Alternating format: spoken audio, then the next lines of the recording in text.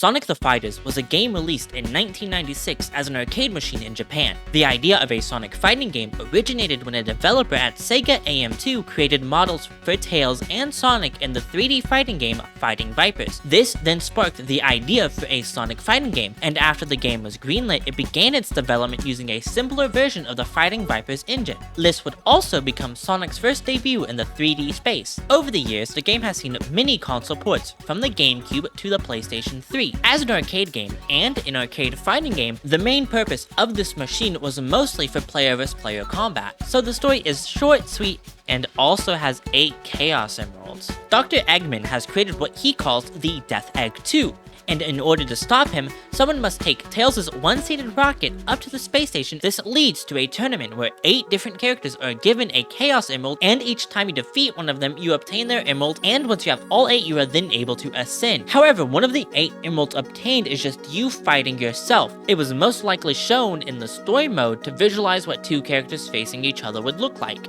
After facing these 7 others and yourself, you are then sent in the Lunar Fox to this newly made Death Egg, where you are then faced with Metal Sonic.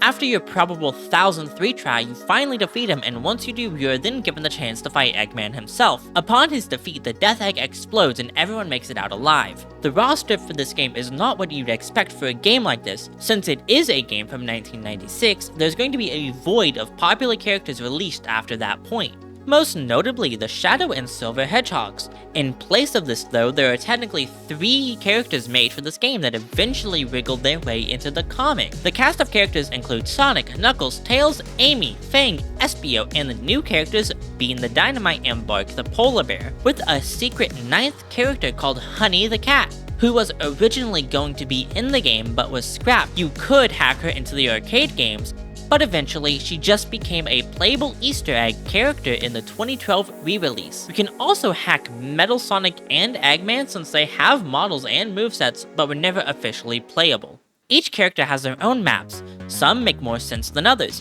Knuckles' arena mostly resembles that of the Green Hill Zone, the most iconic Sonic stage. Amy's is a bit odd. It is set in the desert with the typical pyramids, but also sphinxes with the head of Sonic. The ring itself is a flying magic carpet with guards on the side. Bark's is set in an Arctic area. Instead of a ring, the fighters are just enclosed in ice with an aura shining in the sky. Espio's arena is set in the forest, with the arena surrounded by giant mushrooms, and Tails is set atop of a cruise ship for some reason. One of the more visually appealing stages is actually Fang's, which is set in a casino-type area with neon-designed playing cards. Being the Dynamites is in none other than a bomb-making plant.